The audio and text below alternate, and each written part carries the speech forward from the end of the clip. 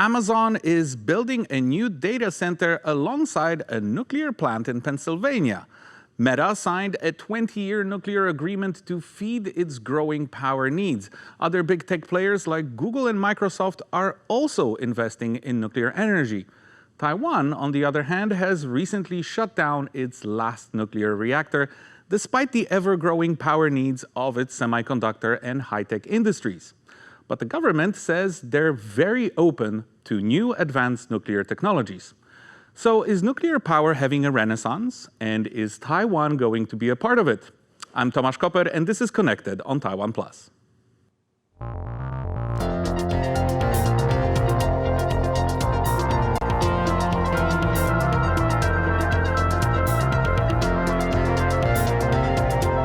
To help us understand how nuclear technologies are evolving and how viable they are, we're joined by Andrei Covatariu, a non-resident senior fellow at the Atlantic Council Global Energy Center, speaking to us from Brussels.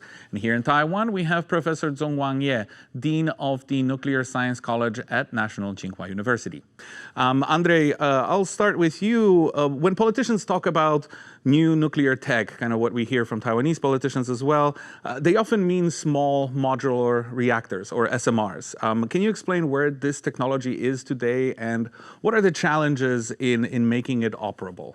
Thank you for having me. I think you're right, especially policymakers now looking at the 2050, let's say, targets. They do talk more and more about small modular reactors. This, let's say, smaller power reactors that are basically seen as one of the main components of the future when it comes to nuclear power.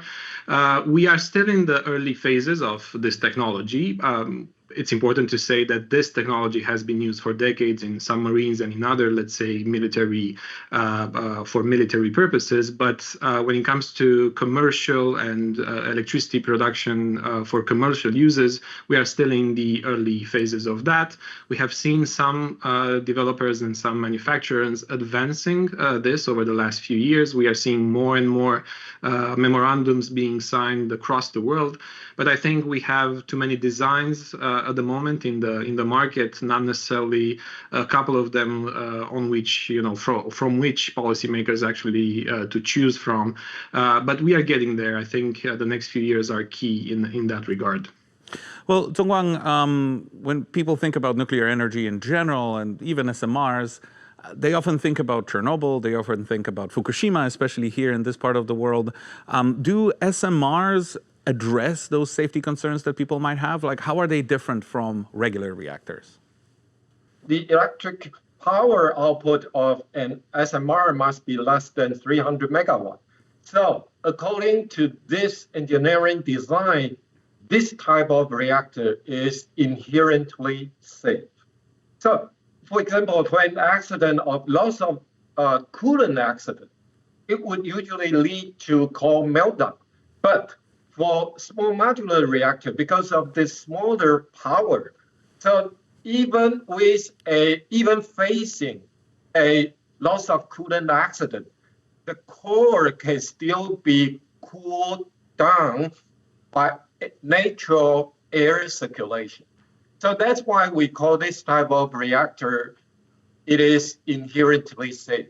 The dilemma here in Taiwan is, if we want to purchase a new reactor, for example, a new small modular reactor, we can only purchase the reactors from the United States. So we would expect the earliest commercialization of these two small modular reactors will be in the year of 2030. And like you said at the beginning of the show, that our government is saying that, well, if new nuclear technology has evolved, we would consider new reactors in Taiwan. So that's why the premier in Taiwan, he said we would reconsider nuclear technology in the year of 2030. Speaking of government and also sort of the public sector, let's look at kind of what's driving these changes, this supposed revival. Like I said, Taiwan decommissioned its last reactor at the Ma'anshan plant in Pingdong last May. However, Premier Zhuo Zhongtai said the country remains very open to new nuclear tech. Now, we spoke with Cui Shu-xin, Secretary General and co-founder of the Green Citizens Action Alliance, an NGO advocating for a nuclear-free Taiwan. Take a look. 整个核工业的不管发电占比、投资规模，还有氢建的数量，其实都不如过往这么高。那所以其实我们看到，像现在气候变迁的危机，似乎给核工业一个机会，那他们就试图想要去游说很多的国家，愿不愿意再接受核能？这就是我们所说核能复兴的一个真相。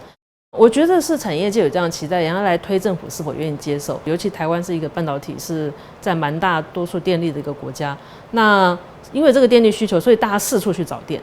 那过去我们就会说，是不是找再生能源？但是因为他们觉得再生能源可能发展不够快，他想要很快或者更稳定，所以他们就回头去找这个核能。但是其实我们可以看到，美国现在发展其实不止核能，川普认为是连煤炭、石油他都不想放弃。所以我才说，当大家盲目的再去推崇半导体跟 AI， 而不愿意为它设下任何环境限制的时候，他可能会把我们过去这一代对于气候变迁跟能源转型的努力给吃掉。这个其实是我相信是大家不乐见的，其实还是要对他们要有一些限制。So, Tsung-Kuang, Ms. Cui believes that it is the private sector that is a key driver of this rising interest in nuclear energy. What's your take on that? I don't think that's the only one, because the general public in Taiwan, most of them, I would say more than 60% of general public in Taiwan are now accepting nuclear energy as the daily electricity supply, because Taiwan Power Companies is now facing a big loss in their financial situation. So the government is thinking, or the Taiwan Power Company is thinking, raising the electricity price. And the raise in electricity price because Taiwan Power Company is paying more money for taking electricity from renewable energies like the offshore wind power and also the solar power. Andrei, outside of the US, Europe is also relying heavily on nuclear power generation. And are we seeing similar lobbying, similar pressure, or even just the need for power from the European tech sector? Is that something that countries are considering when either trying to ramp up or reconsider their approach to nuclear power in Europe? Let me try to answer in a different way. Over the last 3+ years, since the energy crisis, actually the war started in Ukraine, the Russian aggression in Ukraine, and the implications on the energy sector, we have seen an evolution on how policymakers in general and the public is looking at the moment on nuclear power and its future in Europe. We are seeing, and I'm, considering this as a sort of a revival of the nuclear energy sector when it comes to Europe, because nuclear is now perceived as one of the elements for the 2050 climate neutrality goals in Europe. But this is a state-led decision. It's a domestic-led decision. Brussels, I hope it will help in that regard different member states to actually find or define their nuclear power agenda going forward, and also help when it comes to new small modular reactors, what kind of designs are viable and available on the market. Brussels and its institution can help in that regard. But at the end of the day, it is a domestic-led decision. And we are seeing more and more countries, governments, as well as businesses and potential off-takers looking more and more into both conventional nuclear power plants. I would say this is the immediate, let's say, option for most of them, but also to small modular reactors, especially if you look at the Central and Eastern Europe. A lot of memorandums, a lot of contracts have been signed, especially with American partners. And I think we are on the right track in that regard.